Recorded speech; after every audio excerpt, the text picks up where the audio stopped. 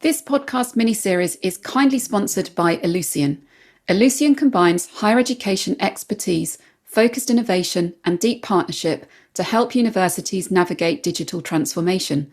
Serving more than 2,900 higher education institutions worldwide, Ellucian is your trusted partner for driving institution-wide success.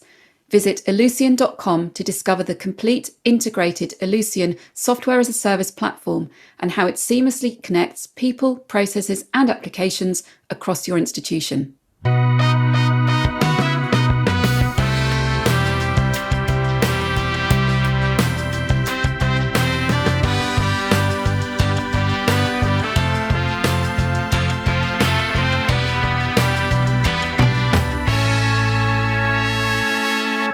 I'm Susannah Marsden, and welcome to Job Shadowing HE Managing Change mini-series, sponsored by Ellucian. Each episode hears from guests about change initiatives happening in their organisation, their role within that, and some personal reflections on working in a change environment. My guests in this wrap-up episode are Professor Susannah Quinsee, who is Vice President, Digital and Student Experience at City, University of London, and Ian Anderson, who's Principal Enterprise Architect at Ellucian. In this extended episode, Ian and Susannah reflect upon the many themes that have arisen across the mini-series and consider how institutions are managing change. They draw together thoughts on how you might do this while also providing some sense of stability, consider the critical importance of building human connections, discuss the value of recognising success and milestones, and provide some inspiration on why we should keep going and be proud of UK higher education.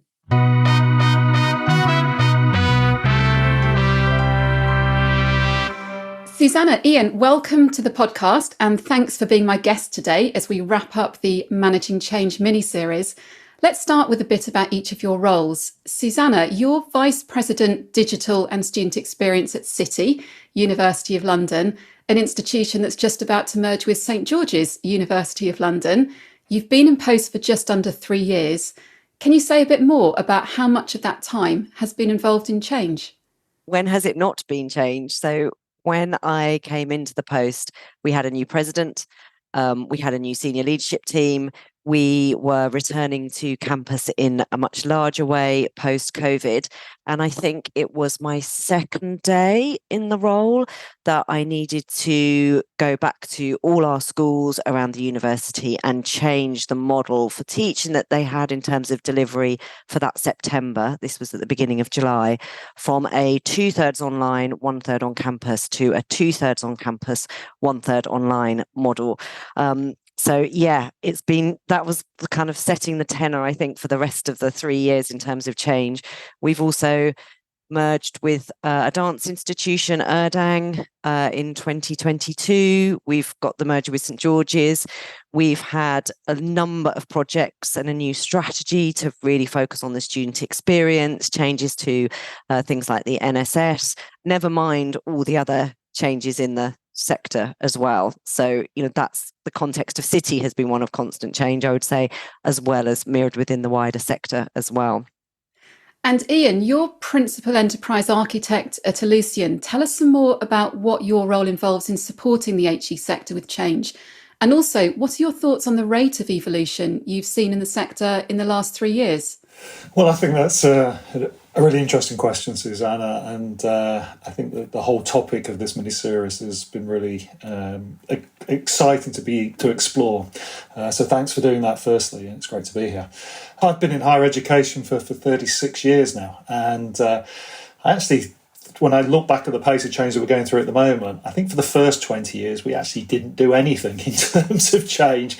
I think what's different now, I think if you go back to the genesis of that, when we look at when student fees came in and the sort of importance of league tables and satisfaction surveys, and that happened at the same time around the explosion of social media and the such like. I think at that point we became a much more commercial sector, and I think that's really where the genesis of change to the environment that we're in today. I think that Susannah touched on the point then that the other key point was around COVID, and I think that there's a number of things happen there. I think one of the things that we forget is that actually COVID helped the sector probably dodge a bullet at the time. Do you remember in 2019 there was the Augur report, and we all talked about that, and that about really what was going to be the way that HE would change. And then, of course, in early 2020, COVID hit, and that sort of disappeared off the agenda. Well, we're in a state of political change at the moment. I think it's going to come back.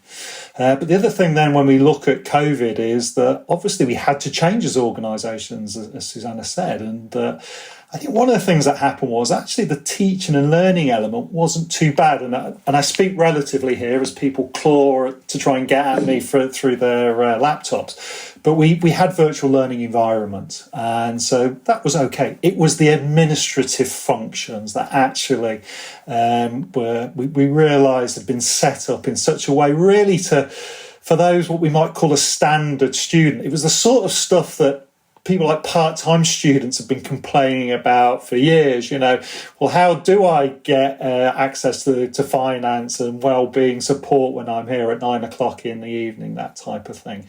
So I think that was one of the things that's really come to the forefront. And that's part of my role now with Ellucian, is to actually talk agnostically or technically agnostically initially with senior executives in universities to make sure that we look at change holistically, and that organisations are actually set up to leverage the best they can from change, because change is a worry, and often it's quite expensive, and actually for the most part we're going to have to get it right first time. So that's in a nutshell what I do at Ellucian. The series has shone a light on colleagues who have a role in leading or managing change and their perspectives on what it's like to do that day to day. Looking back to episode 1, Professor Mary Watson reflected that organisations are characterised by change. Susannah, hearing what you've just been talking about at City, Mary's statement sounds like it mirrors your experience. As a senior university leader, how do you go about striking the right balance between progressing significant change and lots of strands of change and providing some sense of stability? And is that always possible? I think that's a really good question. And I think something that I reflect on a lot. So often you come into these roles from a place of wanting to make things better and wanting to improve things. And then you've got to understand actually what better means for others. And I think one of the challenges for leaders, as Mary talks about, is your good idea can be like the tip of the iceberg. So you sit in your office with your great idea, and then that actually manifests into this huge project that you may not have necessarily anticipated, and the repercussions across the institution can be massive. So you've got to be really mindful of that. I think when you starting a project, when you're sitting having these good ideas, where they actually land. And I think the whole academic cycle is helpful in a way because it does provide some stability. So, you've got this academic year cycle for better or worse. And so actually you need to think about, when do you need to do this change? Is it something that we really need to do now? Or do we need to take a little bit more time to think about what the impact is, understand where people are going, actually try some smaller things out? I try and take a principles approach. So trying to really take a step back and think, what am I actually trying to achieve here? I had this thought exactly last week in relation to something we were doing around personal tutoring and how we've revised our personal tutoring policy and really focused on implementation. Am I trying to get people to use the system so I know it's happening, or am I trying to get people to do personal tutoring? And I think it's the latter, but often you get lost in that, we've got the system that we need to do it. So I think you've got to be really mindful of the impact of the changes that you're happening and how they will be perhaps different to what you anticipated across the institution. Thinking about your battles, if you want. So which things do you really need to fight now? Is there a sense of compromise? You might have had this brilliant idea, but actually in reality it looks different. That's okay, because you're sticking with those principles. And the other thing that I often think is kind of helpful is that we start projects and we imagine where we're going to go, but we don't always recognise that the environment will be changing around us, partly because of the project, but also just because change is happening elsewhere as well. So you've got to be constantly reviewing, thinking about how the project is landing, what unanticipated changes have happened. I often talk about everything being connected. So the university is one moving part. So as soon as you start to pull one strand over here, there's a whole impact somewhere else that you may not have thought about. So being kind to yourself, talking to people, really thinking about how this is impacting on them, where they see the change working well. And perhaps maybe they disagree with your good idea, and that's fine. So working through that as well is really important, because we can have these good intentions, but if we don't come at it from a position of kindness and compassion, actually, they can cause more stress. So it's really thinking about who is benefiting from the change and what are we really trying to achieve here collaboratively. And universities or any type of HEI are complex places for all sorts of reasons.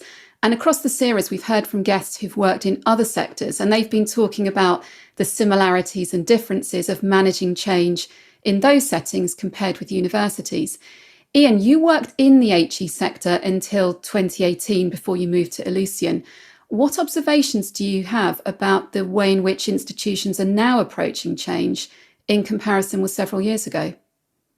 It's interesting. I view my first 30 years in the sector working for universities as the time that I learned about higher education. I think the 6 years that I've had with a vendor is about understanding the sector and having that space to take a step back. And I've been lucky enough to work globally. And let me tell you, the vast majority of universities and HE colleges are facing the same issues.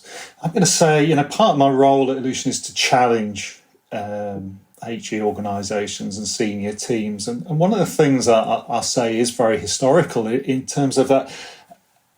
Higher education, our mission is about expanding knowledge and thinking differently. But I think that's fine on the academic side. I think what it's done is it's seeped into all areas of the organisation. And there's still a phrase that I come across a lot that I really wish didn't exist anymore, which is, we are unique, we are the snowflake, so we have to think differently. And I think at the academic side, that's absolutely fine. I really question that when we get down to those underlying support functions that actually drive much of what we do and support those academic functions. I think this has meant that organisations have actually grown organically, particularly over the last 30 years. And I use a phrase that we've asked, what can technology do for us rather than what do we want technology to do for us, which I think was in the example that Suzanne talked about. It's talking about what's the end business goal that we want to achieve. I ask difficult questions when I go into the organisations, and one of them that I ask is, do you consider yourself today to be a thriving, surviving or declining organisation? And actually, most universities, the senior teams talk about them being a surviving organisation. I also asked them that within 3 years, if you do nothing, what will happen? And the vast majority say that they will fall back into a group below that. Well, if you're in declining, actually, what is the group below that? It's interesting. The figures sort of break out that there's about 10% consider themselves thriving, 75% are surviving, 15% are declining. I think that the other thing that we've looked at when we've looked at the sector and we've engaged is how do we look at change and the type of change that's happening? And I would estimate that there's about 15% of organisations who are managing change holistically. And that means that they really understand what their end game is, and everything that they do within the organisation is linked. And that's, I think, again, to the point that Susannah was making, was that everything's linked together and there is an impact to the things that you do, but everything should be designed for what that end goal is. I still think there's about 50% doing it piecemeal. So they've started the change process and understand that they've probably got overcomplicated business processes and an overcomplicated application portfolio and those types of things. But it's still probably not joined up, but they're getting that way. And I still think there's about 35% of organisations that are talking about it, about making change. And they're the ones that have really got to pick their game up, I think. So I think it's great as a sector we're we understand change, and I think we're starting to think people, and there's still people that don't like this, but we have to treat that part of the business as a business and call it that. Those support functions, that's what they are and should be operated in that way. I think the other thing that's key is for many years, when I first started doing this, probably say about 6 years ago, people would talk a lot about their strategic direction and their business model. Very little they talk about the type of operating model to deliver change. I think we've seen a growth in that, and the phrase that I always come back to, and anybody that knows me or seen me present will have heard this phrase. It's the one that General Omar Bradley used in the war, and it was that in times of conflict, in the times of change, that amateurs will talk strategy and professionals will talk logistics, because you can have the best strategy in the world. If you don't have a plan for getting there, you're never going to achieve it. And I think that's been a big change about how we start aligning process and people and data and applications. And I think that is only a good thing, and that is definitely growing within the sector.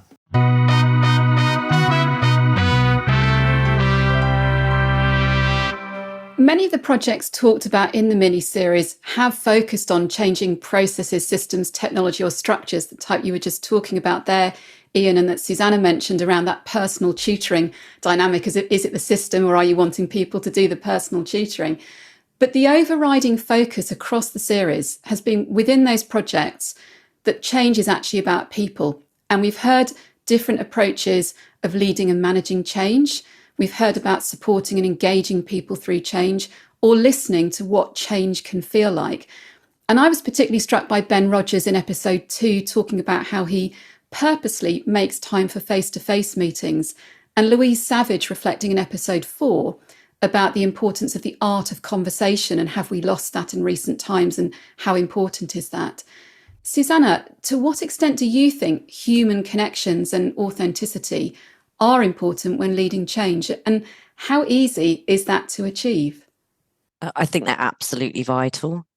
You have to take people with you, and I think as leaders we owe it to the people that we're working with to show them where we want to go, but also to understand where they want to go and what their role is in the vision, and where they see the organisation going. And I think it's so important. When I was an educational developer, I learned the value of what I called coffee conversations. So you'd go for a coffee with somebody, you talk about the art of the possible, you'd understand their concerns in their practice, and then nothing might happen for sort of 2 years, and then you bump into them and go, oh, by the way, that conversation we had, I've changed my entire module. But it took time.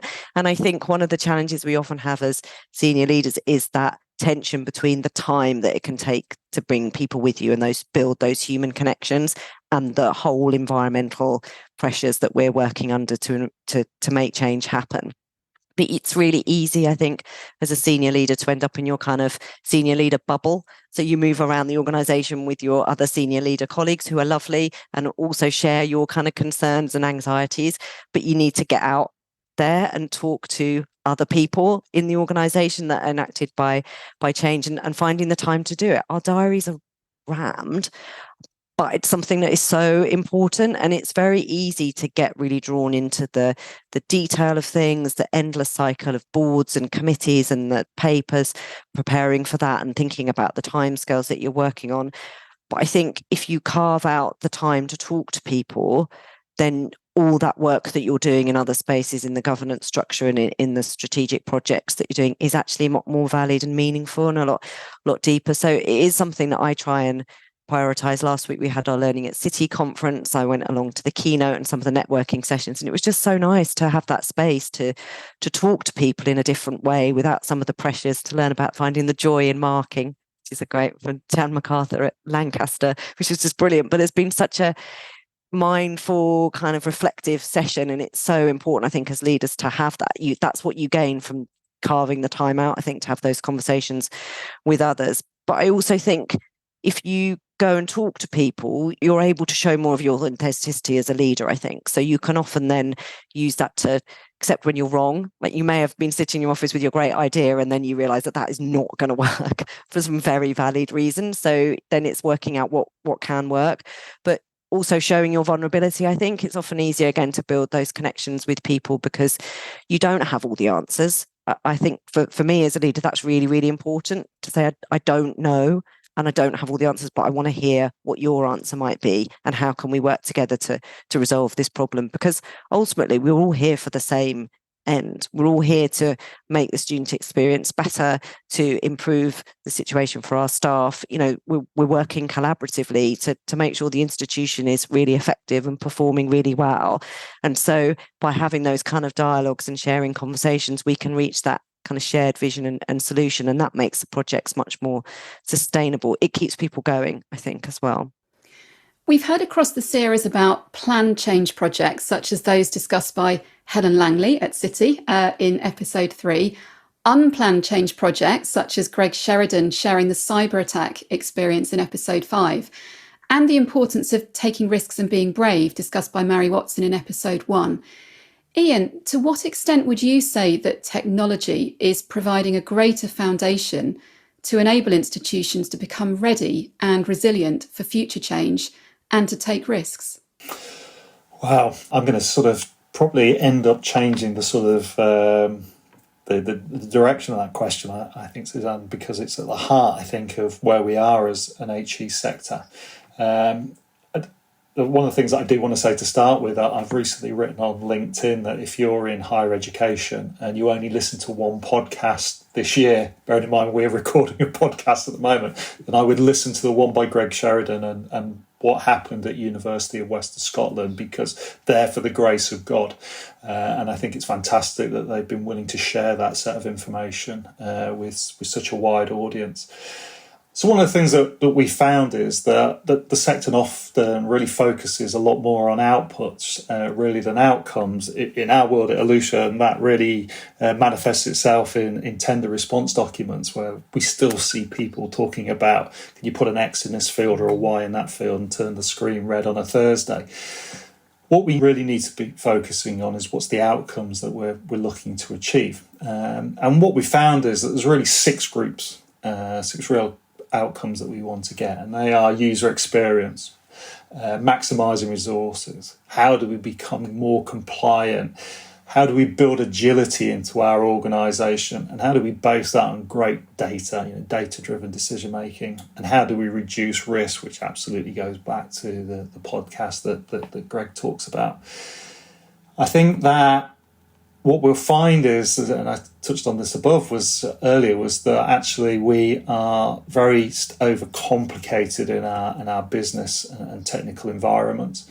And that actually means that we can't deliver many of those outcomes that I've talked about there. And actually the defence that I'll always give, you came at this perspective from the application, the defence I'll often give is that actually it's business complexity that actually drives technical debt. It comes from somebody saying that I've got this particular process and somebody else say, well, I don't like it, so I'm going to create my own in my own faculty. The IT department are then expected to link those things together.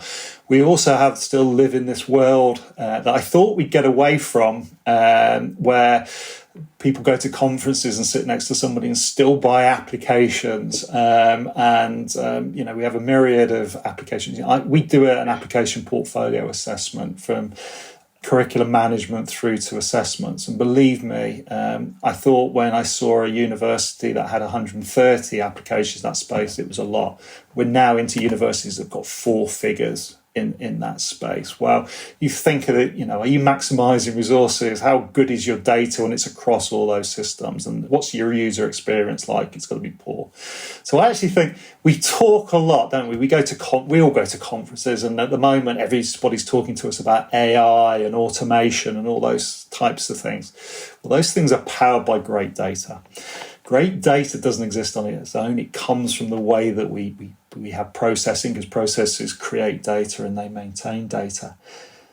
But actually, so if our processing is poor and overcomplicated, then actually we're never going to achieve those things. I actually think that there is really, and I think the word was in your question, is that we have to go back to the foundations. When I talked about those 15% of organisations that are actually really managing change holistically and effectively, they've actually gone back and looked at what the root cause problems were for them. And it was the way that they were set up. It's about building for the future, building that house on the rocks, not on the sand.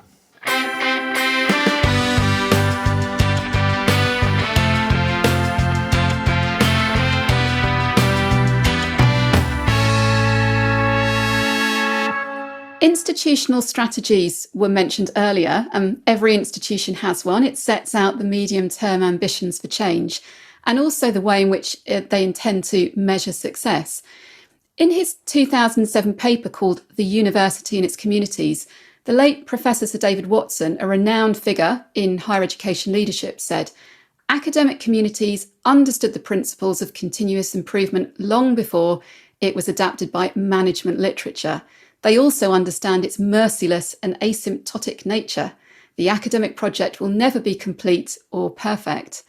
Susannah, taking account those reflections from David Watson, how important is it to recognise milestones and success, even though there's bound to be more change to come? Oh, it's really important. I'm chuckling because one of my catchphrases is the perfect is the enemy of the good enough. And I say that all the time. So anybody that's listening to this from City will roll their eyes like, yeah, I said that before. But I think it is really, really important. And we've, and you can read that quote in a number of ways, I think, as well. One of the things that we've done here is rename our student experience continuous improvement plans, which is not a particularly catchy title, but is about trying to actually show people that they don't need to reinvent everything every year, that actually there's something about you might have made some progress one year and that's enough, and actually that rolls on to the next year. But I do think that we can often forget to celebrate some of the small things, even the things that don't necessarily go in the way that we wanted to. I think it's really important to recognise those as well, because we'll always have learned from it. When things go really, really well, you don't always necessarily take the time to stand back and reflect. When things go partially well or have a different outcome than you impacted, that should be celebrated as well. So I think we've got to be thinking about how to put those milestones into projects. And also that's where, again, the academic cycle can be really helpful, because even if it does feel relentless, it actually gives you an opportunity to take a step back, see if there's been progress. There are certain things you're going to be able to do at certain times of the year, and other times of the year when you've got to accept that change is going to be perhaps less practical, or people are going to have less time. I think if you don't take a bit of time to take that step back and celebrate the small wins, then it's really easy for people to get demotivated, because it just feels like this huge kind of sloping pile of gravel going towards them of change that they're constantly scrabbling to get up. And so by actually going, yeah, we did really well in this area, or perhaps that didn't go quite as we planned, but we still put some attention there, put some resource there, we made some progress. We've been trying to do, again, that with our student experience. We had a review 2 years into the strategy a couple of weeks ago where we had a bit of a brag wall where people could just put up their things that they were really proud of. And I think if you take time to do that, to have that sort of step back, you're then coming at some of the things where you haven't made as much progress with the kind of spirit of generosity. And that just automatically gets you more open and curious about how could we then change in this place? Why isn't it working? What do we need to stop? What do we need to actually double down on? And then you can kind of come from a better sense of prioritization as well. So again, it can be difficult, I think, in terms of the pace of change that's happening. And you also have got to make sure that when things are really difficult, that you are acknowledging things that aren't going so well. But I think just even recognizing where you've come from and taking that time to reflect is hugely important, and actually feeds into people's motivation and then them want to kind of carry on and do things differently or better, or perhaps do things the same. Things celebrating we did it the same and it was fine. And Ian, you talked a few moments ago about outcomes. What would you say are the most important indicators for knowing if change has been successful? Well, I want to just follow on a little bit there from what Susannah said and why Ellucian changed its approach. As I said, when we were talking about change with universities 5 years ago, it would be very much from a feature and function. One of the jobs that I was asked to look at when I joined Ellucian was where projects had been successful and where others had struggled.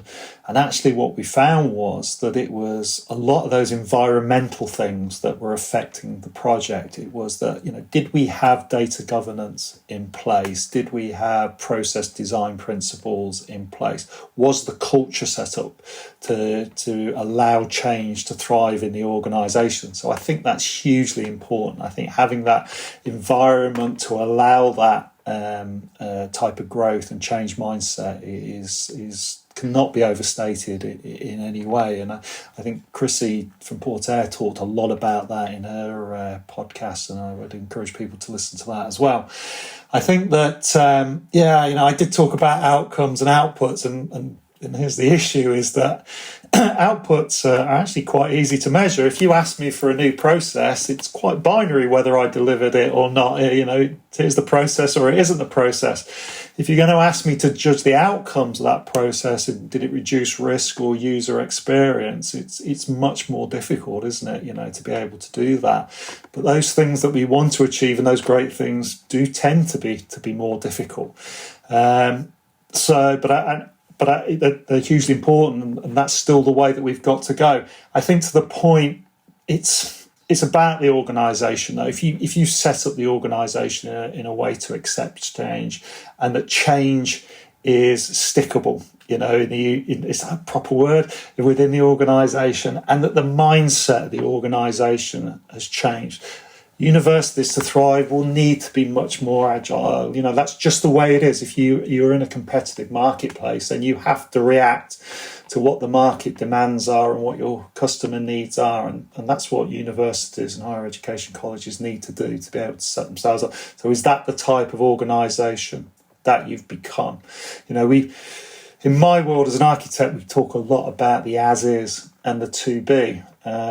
And we think about those as almost two lines in the stand. I put a process in or a system, so I've reached the to be. Well, if we accept that change is now a constant, then I'm always going to say that the to be is that you are ready for change constantly, and you're set up like that as an organisation. And if I think that once you reach that point, then you're in a much greater position to survive all those things that are going to be thrown at us in the future. Finishing up our conversation, personal resilience has been another common theme throughout the series. The need to keep going when times are tough, the need for support and networks, and the fact that change is usually far more of a marathon than a sprint. Ian, what are your thoughts on the pit stops that the sector should be looking at in terms of change in the next few years? So I think, again, it's around that alignment. At Ellucian, what we're trying to get away from is the butterfly effect, where the executive change a strategy, and we hope that the business processes and the applications of technology will support that. We also hope that people aren't changing processes and technologies at the operating level that are going to throw off our strategic direction. We have to understand the alignment.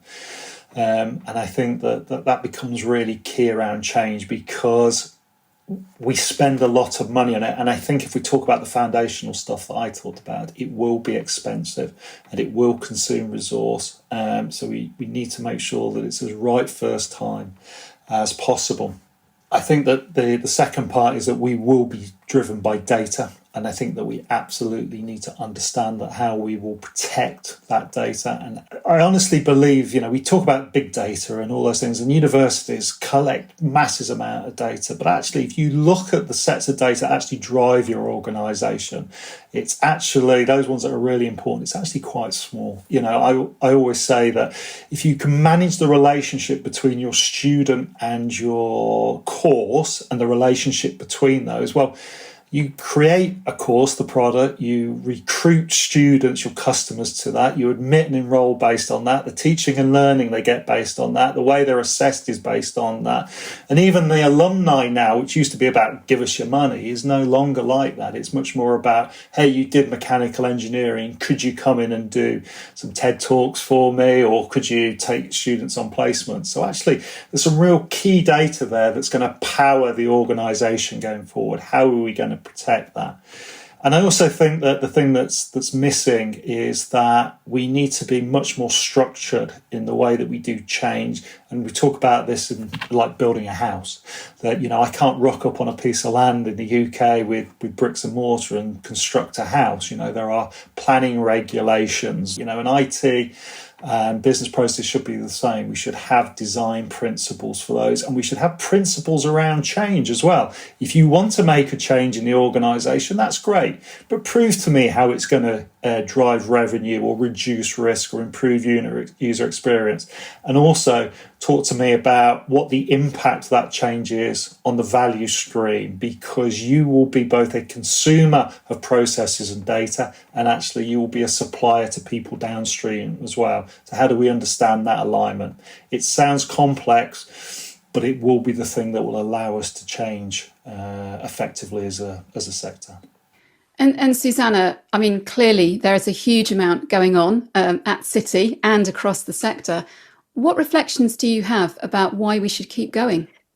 Because change is exciting, I think. And I think what we're doing in UKHE is amazing. Like UKHE is fantastic. And the changes that have happened over the past few years should really be inspiring. I mean, we have around a 50% participation rate in higher education. We're really changing people's lives. And at City, particularly, our commitment to social mobility is something that actually gets you up in the morning because you are making a difference. I think the mindset that Ian talks about there, about being ready for change, is really important. And that's part of that kind of resilience that, yes, change is inevitable.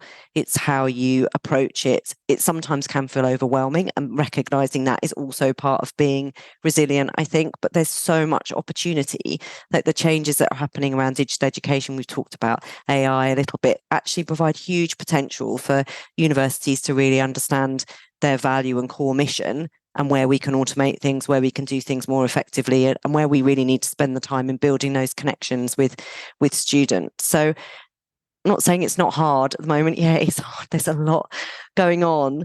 I think it's trying to take that step back and go, what is the bigger picture here? What is my why? What are we doing across the sector to really improve things? And then taking that down to in the institution, sometimes taking that time, as we've talked about, to just walk around and see the changes that are happening. So just the fact that we've got students back on campus, we've got a vibrant campus, we've got people wearing welcome badges around. They're small things sometimes, but they're all part of that bigger change that's happening. And that's the sort of thing that keeps me going when you're having some of those challenging conversations, when the committee cycle seems endless, when there's like stacks of virtual paperwork to read. I just am constantly amazed in a positive way about the amount of creativity and imagination we have in UK higher education, about people's resilience and people's real commitment to improving students' experience and improving the lives of students, and working collectively with staff and really finding the joy in that is just something that actually happens kind of on a daily basis. I think for myself, it's often thinking, where have I made a difference today? And that might be a really small thing, actually just bumping into someone in the corridor and having a conversation about something that's bothering them, or a challenge that they've got, or a paper that's going to a committee. Some of those small things then actually multiply into the bigger things. So for me, I think there's kind of three key things that I was reflecting on. One was around accepting our humanity. Sometimes we need to rest. Sometimes we need to go, I can't do this now, but I will do it then, and then the changes that you're happening will be better. As we've talked about, really celebrating those small wins, so those small things that have made a difference, that collectively make huge difference. And then remembering our why, like what's originally brought us here, what do we want to get out of the experiences with our staff and students, what do we want to improve, and how can we work to do that? And it's those things that actually on the really hard days keep you going. Ian, Susannah, it's been great talking with both of you. Thank you so much for being my guests in this wrap-up episode, and for your reflections on managing change. Thank you for having us. Thank you.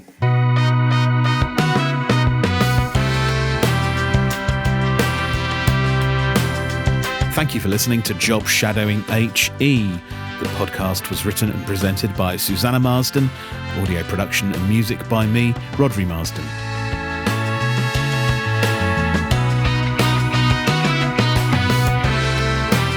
More information about this podcast and previous episodes can be found at jobshadowinghe.com.